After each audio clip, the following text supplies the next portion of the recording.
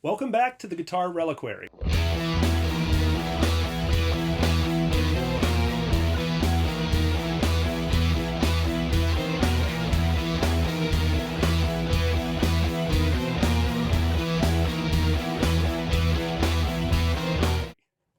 Today, I'm a little bit gray. Ever gray, that is, because I'm holding the Charvel limited edition SoCal 1 Superstock Henrik Danhage model. Henrik is the lead guitar player for Evergrey, and I am a big Evergrey fan, so I was very excited to get this in a trade for a couple of cheaper guitars. Unfortunately, this is going to be the first video on the channel where I outright tell you from the beginning, this is not my thing. Not because there's anything wrong with it, but because I don't like it. So let me take you through the specs of it and tell you what about it I do not like. There is a demo at the end of the video so you can hear the tones, even though it's not my thing. Okay, so on the surface, this would seem like a slam dunk for me. It's a Charvel, which I like. It is the signature model for the guitar player for Evergrey, which I also like. I have been an Evergrey fan since the In Search of Truth album. It has a humbucker and a no-nonsense switching thing, so you'd think that it would be right up my alley. Based on other videos on the channel. But let's run through the specs and I'll tell you why it's not my thing. Okay, so first off, has a two-piece ash body, has a seam down the center. As you can see, this one is gorgeously figured. It's also quite light. It's about 7.4 pounds according to my bathroom scale. That body is mated to a maple neck, and the maple neck and maple fretboard are both reliced via the Fender Mexico and Sonata Factory relicking process, similar to the J Mascis Tele. As far as hardware, it has a Floyd Rose 1000 series double locking tremolo that has also been aged to make it fit the guitar.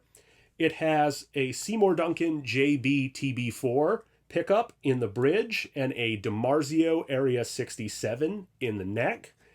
It is powered by a single volume knob, single volume potentiometer that has a tone knob on it, probably as a nod to Van Halen. And then it pushes so that you can select either the neck in the up position or the bridge in the down position. Has a Fender style jack in the front, is a 25.5 inch scale length, with a 12 to 16 inch compound radius fretboard with jumbo frets. Comes with a BR3 lock nut, which is the Korean-made 12-inch radius lock nut, which I actually like that the radius of the lock nut matches the radius of the first fret. Has a string tree, and then the non-locking Charvel branded tuners. Additionally, has a Charvel neck plate with the serial number, and then this one has been upgraded with Floyd Rose red noiseless heavy-duty springs.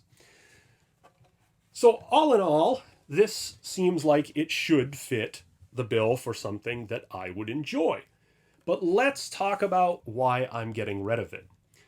Okay, so first off, my number one complaint is the relicking job on the neck. So I had the same issue with the Fender J Mascis Telecaster when I played that. The neck it feels smooth enough, I suppose, and could probably be smoothed out even more by steel wool or by some Brillo pads or something, but it feels dirty. And I know there's nothing coming off on my hands, but it really feels sort of grainy and dirty, and I don't like that. So rather than put the effort into it to make it feel the way that I want it to feel, I figure I'd just pass it on. So that's number one. Number two is this relic paint job. So I'm not against relic guitars. I enjoy the relic guitars. But this one, I don't like the way that they did the relicking. It seems that they took and then finished the ash and then painted over it, rather than finishing it after painting it and then doing the relic afterwards, which is how I've seen the Fender Custom Shop stuff done, or at least it's been resealed at parts. I don't know how it's different, but it doesn't feel this way. The paint feels quite raised up.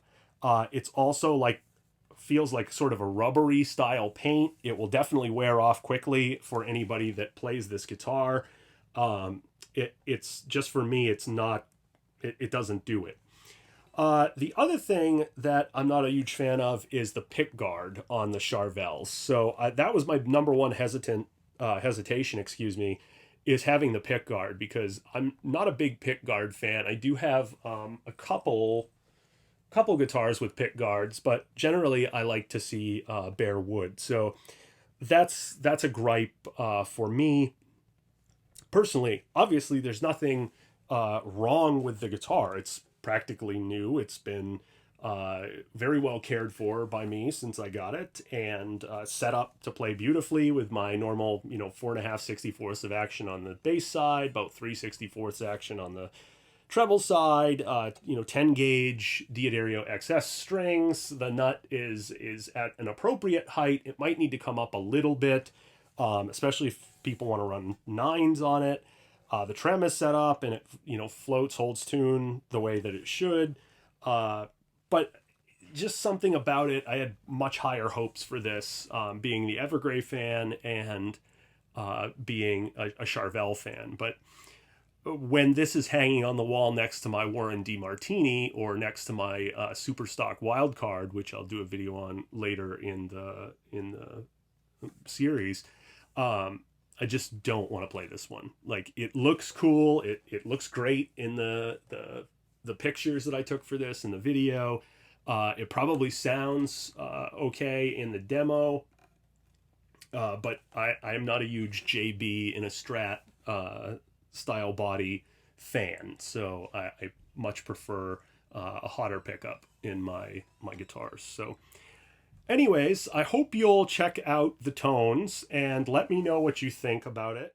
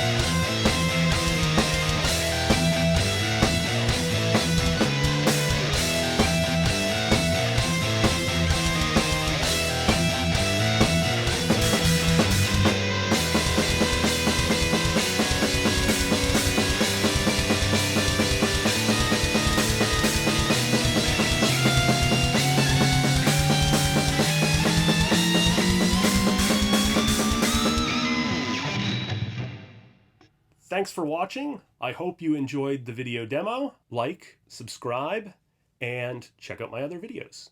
Have a great day.